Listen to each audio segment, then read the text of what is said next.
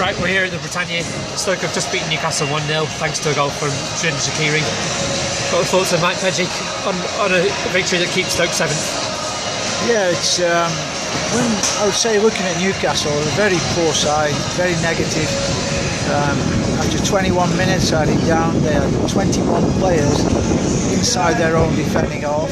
That was typical of their performance, first half performance. And again, which is very disappointing, if you've got attacking players like they have, the negativeness of the thinking, of the movement, the static play of their players was awful. Every time they had a chance to play the pass forward, they didn't, they passed it back. And then when they passed it forward, it was the wrong decision when they should have passed it short. So the decision making as well when they're in possession, that was poor also. And very disappointing from them. Stoke on their side, they had Notovic, Shaqiri especially first half, going in field a lot on the right hand side with his left foot and crossing inside the 6-yard area, the second 6-yard box. And no one was taking a chance, Walters or Mbula backing him up, or Notovic coming in field. They should be taking a chance that one of them, especially Walters, should be attacking either near, middle or back post areas and leaving those other two spaces for two other players to fill and then other players to back them up as well. It wasn't happening, and that was really disappointing for Stoke because Shaqiri, he was predictable, but it was effective what he was doing. The defender wasn't blocking him off coming inside for the cross, and so really players should have just taken the chance. And then you'd say, well, if that's not working, then Shaqiri go on the outside and just get to the byline now and again and cut the ball back. If players are not arriving early, then they're arriving late, then go to the byline and cut the ball back so you get a bit of a different kind of a cross and a different kind of attack. And that wasn't happening, so there was one or two questions for Stoke as well, particularly on Notovic again on the left-hand side. He should really be going on the outside of plays to stretch teams. That would have given even more space to Shaqiri on the other side and opened things up in the centre midfield as well.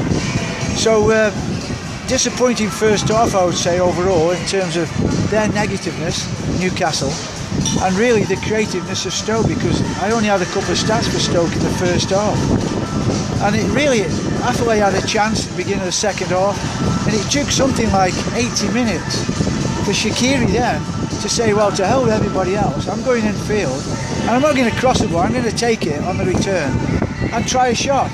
And superb, excellent finish from him, and a good positive thinking from him, and a good finish. So well done to him, because everything else for me was so negative this evening. I couldn't believe what was happening out there on a cold night, and the fans wanted warming up. Let's see a little bit of skill from players, taking players on, being creative and being brave and going beyond players.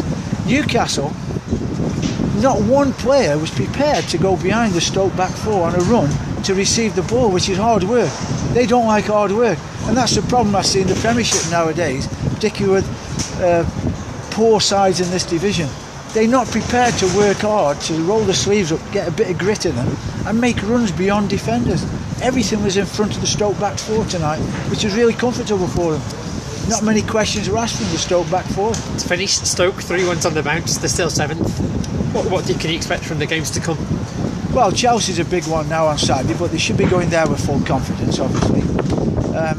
When you look at the scramble for that 6th, 7th spot, it's on for all those teams. Liverpool, Chelsea are scrambling up there now again. Spurs are attacking that top 4 position with Arsenal and Man City. And there's a scramble on there with Man United as well. So there's nothing between the sides nowadays, and that's good for the league when you see the likes of Spurs and Leicester challenging for that top spot. So anything's available now for all these teams. Right, go on then, let's get in front of the goal.